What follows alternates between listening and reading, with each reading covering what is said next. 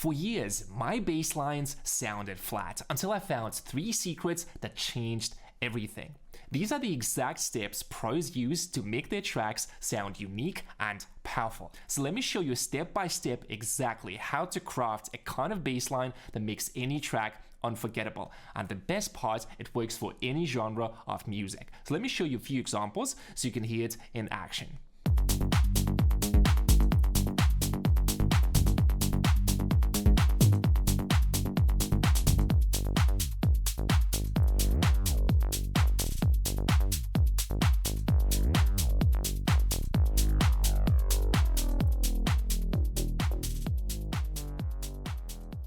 Most beginners just load a preset and hope it works, but bass is the foundation of your track. You can't leave it to chance. Just like a painting, a bass line has 3 main focus points. The Vinci Method makes bass design simple: foreground, waveform, or the subject, what sound you start with.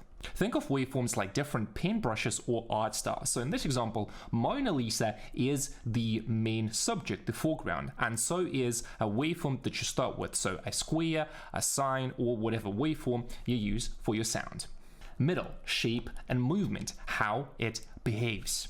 This is the middle ground. The movement comes from envelopes, filters, and sometimes LFOs. So in this example, the middle ground would be hands and like the middle of the image. So it's still important, but it's the secondary thing after the foreground or the subject.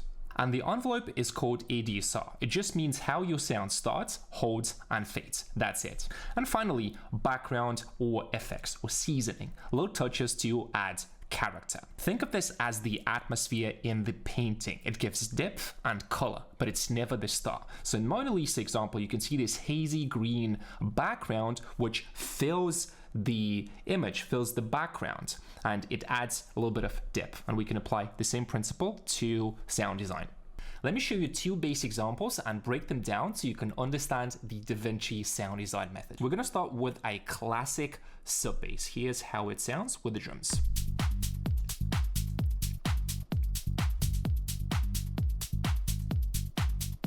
So let's start with the foreground, the waveforms, the face of the sound.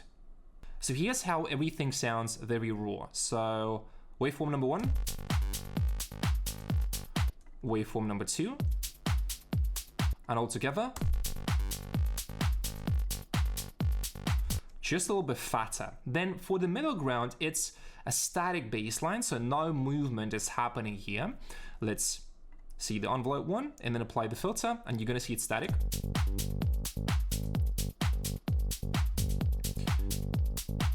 And now let's break down the background and go step by step. So distortion to enrich the sound and make it fatter. Now the filter, which is cutting the unnecessary high frequencies. And we do have a little bit of movement here with the cutoff. Then the EQ, it's the same thing, a little bit of movement here. And compression. So you can see that Da Vinci sound design method is really easy. You just have to understand your foreground, middle ground, and the background. And just make sure that you don't overdo the effects. So for example, if I go and I do some crazy stuff to my bass, it just doesn't sound great, right? So we want to make sure that we apply the right amount of processing, because effects are like seasoning in your dish. Do too much and it's ruined. Now let's listen to the second example. So this is a dynamic bass line because we have the filter movement here. I'm not gonna break down the sound design because I already did that. You understand the framework. The only thing we have to understand is just the difference between the static bass line and the dynamic. Right, so this one is moving. And the last thing is different waveforms that I want to show you, because different waveform is a completely different vibe for your track. So the saw is this, then the sine,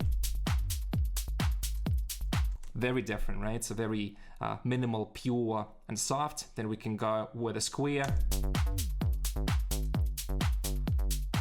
So you can hear how your waveform selection impacts the vibe of your track. Even if you pick a great sound, your bass can still clash with drums or leads. That's because everything is fighting for attention. Think of your mix as a band. If 5 vocalists are singing a different thing at once, it will be a mess. So make sure you have space for your bass in the mix. Checklist. Pick the color. If drums are busy, bass should be darker or simple. Decide the movement, static sub-bass or plucky groove. Fit in the picture.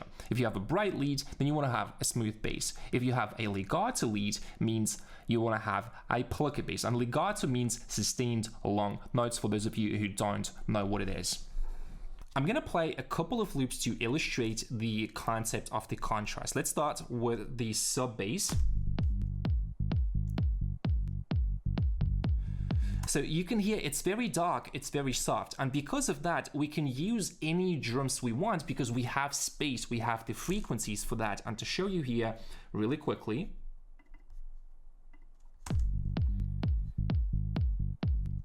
so there's so much free space for the drums, and let's play the drums.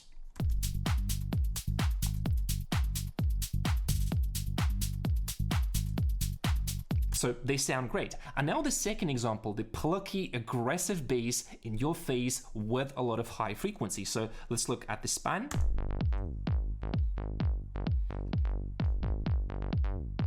So these frequencies are gonna fight with our drums, and let's check with the same drums. It's not gonna be very clean.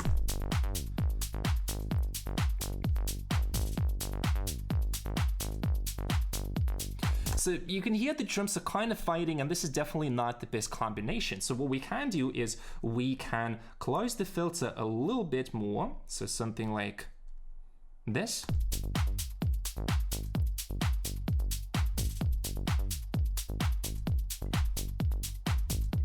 It's not ideal, but you see how I think here. Now let's listen to 2 loops that fit well with that plucky bass line. So more minimal, less aggressive. Check it out.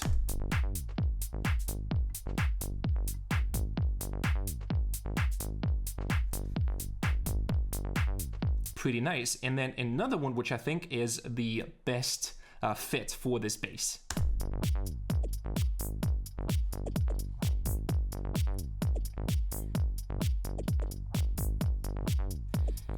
So always keep in mind how much free space you have in your mix so that you can pick the right bass line for your track. Now that you know the key concept to make sure your bass fits the track, let me show you the first bass secret. Secret 1, foundation bass. Sub gives your track power. It's the bedrock of your low end. So for the foreground, it's usually going to be the fundamental waveforms: saw, square, sine, triangle, and saw is my favorite. For the middle ground, you want to have short or long decay, depending on the track, and sometimes mono legato. So the key principle, just keep it simple. And for the background, again, simple, light distortion, a little bit of EQ, and compression. So let's talk about the foundation bass or the sub bass. We're not going to break down the sound design because I already showed you, but the most important thing to understand about sub bass is the note length and what it really is in the track. So sub bass, to simplify, is a dark bass without a lot of high frequencies that carries is like the foundation of the track. So here is the same example, and we want to start with the note length to show you that if you don't do this properly, your track is not going to groove, right? So here we have very long notes, so no space in between. So just check it out how boring and flat this sounds.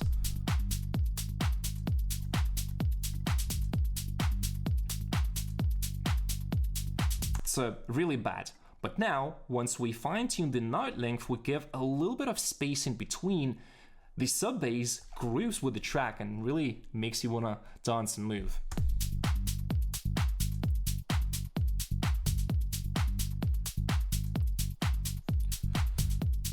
And really quickly, now let's break down a few examples of the sub bass. So another example would be an 808 bass.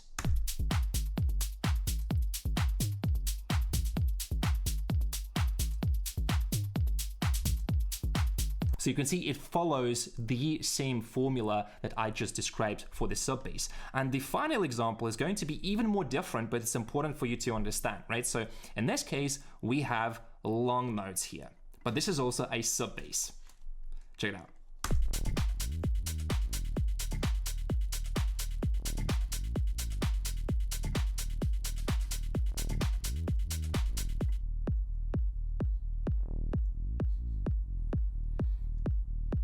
So now you understand what a sub bass really is, so you can use it in your tracks.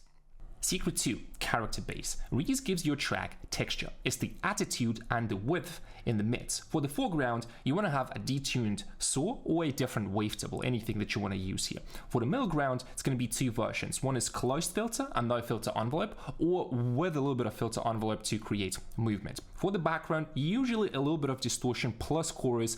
You might try a little bit of stereo widening too. And the main rule is you want to split the sub, put it mono, and the mids, and apply all the stereo to the mids.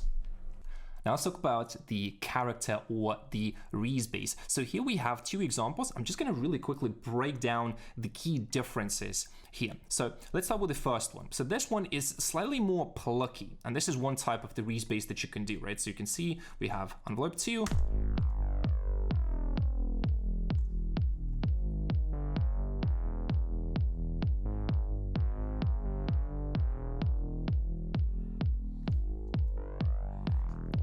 and the most important thing is to make sure that you keep your sub in mono, and it's so simple to do now in Serum. So the foundation of the Reese bass is usually going to be a detuned saw,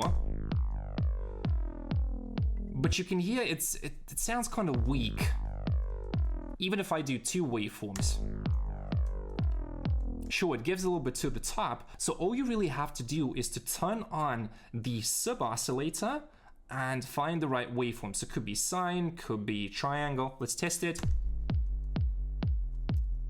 So in this case, we have a very solid bass in the middle. And once you turn on the saw for the Reese,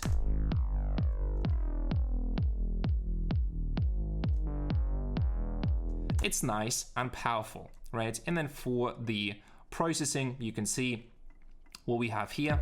Slight touch of distortion, multi-band, and chorus for the widening.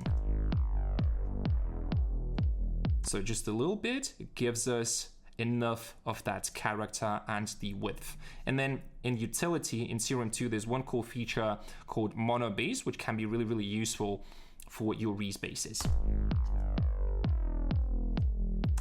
And one really quick example of a different Reese bass is going to be a bass with a closed filter, right? So no movement, just static. And it sounds like this.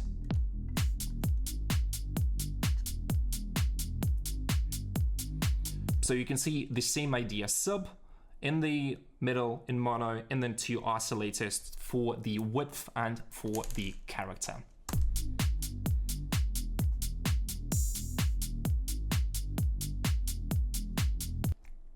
Secret 2, groove bass or the plug bass. Plug gives your track groove. It's the bounce that makes people move. For the foreground, usually going to be, again, basic fundamental wavetables, saw, square, because they give you that plucky character. They're a little bit sharper. For the middle ground, fast attack or short to medium decay plus filter envelope. Again, you can play with that. Sometimes it's a little bit shorter, sometimes longer. And for the background, again, keep it simple. Saturation for color, a little bit of EQ and compression. And now let's talk about the groove or the plug bass. So here we have the first example with our sub. But what if I want to make my bass a little bit more plucky when I just have my sub? So the answer is really simple. We just add another plug bass. So on its own, it doesn't have a lot of lows because I cut the low end. So this is like a classic example of the top bass, and all together with this sub, it sounds like this.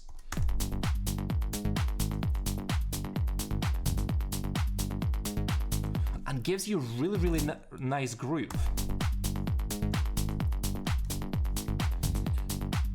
So this is one way of how you can use a plug bass. Another one is gonna be a very classic one, right? So here we have the plug bass, and this is how it sounds.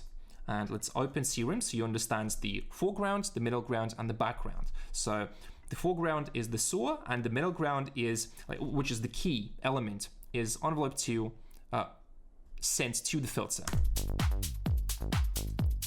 So this is the classic groove plug bass, right?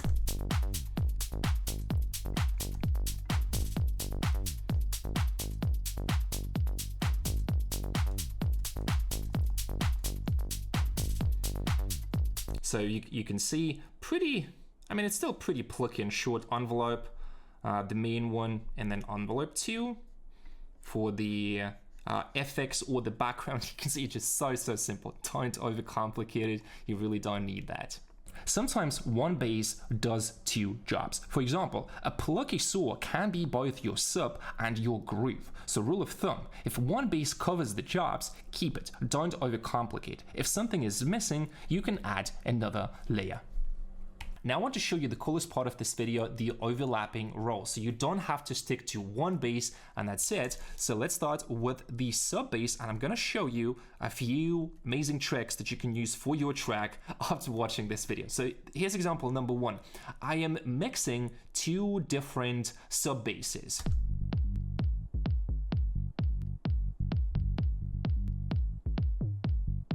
You can see how much character this adds, and I pretty much just copied the notes from this bass here, or maybe I did something different, right? This is number 1. Then the odd variation, so the plug bass and the 808 bass here, this creates a really nice groove.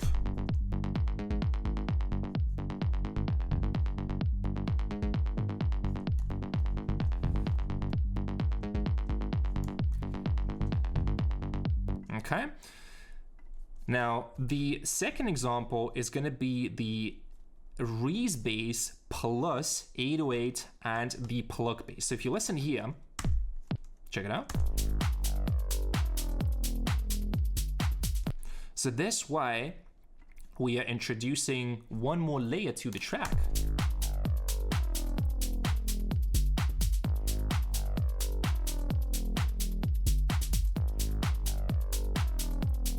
So you can really think what your track needs depending on the bass line that you're using. So if that sub maybe wants a pluck, or maybe you want a Reese bass, right? So here's another example. So same MIDI but different bass type. So this one is a pluck, and it's giving you so much variation already.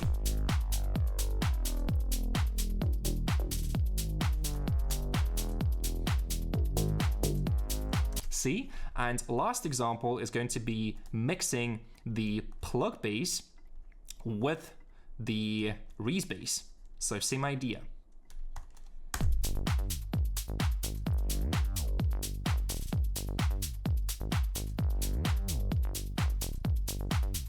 Makes the bass line more complex, more professional, and more interesting. Ever spent hours automating every knob only to end up with a messy bass line? You don't need to. Just 3 movement tricks are enough. So filter cutoff envelope, ADSR envelope automation, and pitch bend automation. Now let's talk about the movement. Now let me show you a couple of tricks that you can use for the movement in your bass line. So I'm going to show step by step. So number 1, we have the filter envelope, which is the classic one. Check it out.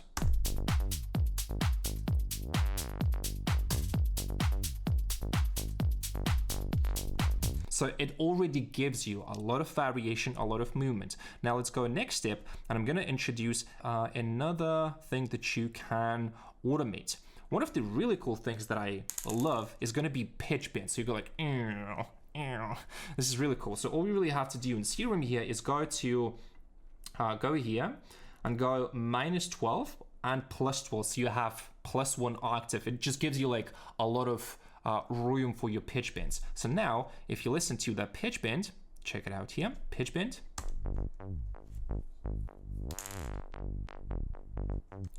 Check it out here. Oh, so we're going down. Another one will be the ADSR, so the envelope automation. Here is what I'm doing here. So you can see when I'm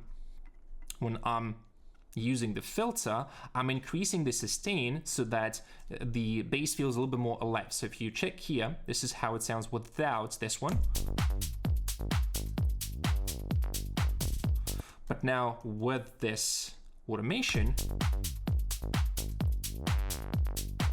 so I'm controlling the filter a little bit more. And in most cases, this is really everything that you have to do with your bass lines. And one more example for the ADSR automation is going to be this. So what I did here is I took the length, I took this macro and I adjusted this to decay and release time of envelope 1 and envelope 2, which controls the filter. And this is just a different way of using that. So check it out here.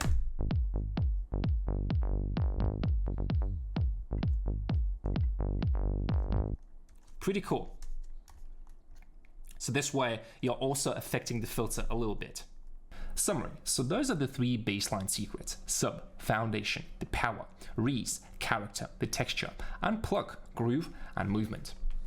Sometimes one base does it all, sometimes you layer. The important thing is that the roles are covered. Use the Da Vinci method: subject, movement and seasoning. Keep it intentional, keep it simple, and your base will always work. So you just learned how to make amazing professional bass lines, but do you want to know how to make any sound you want from scratch? In this sound design tutorial, I'm going to teach you exactly that. So click and watch this video next.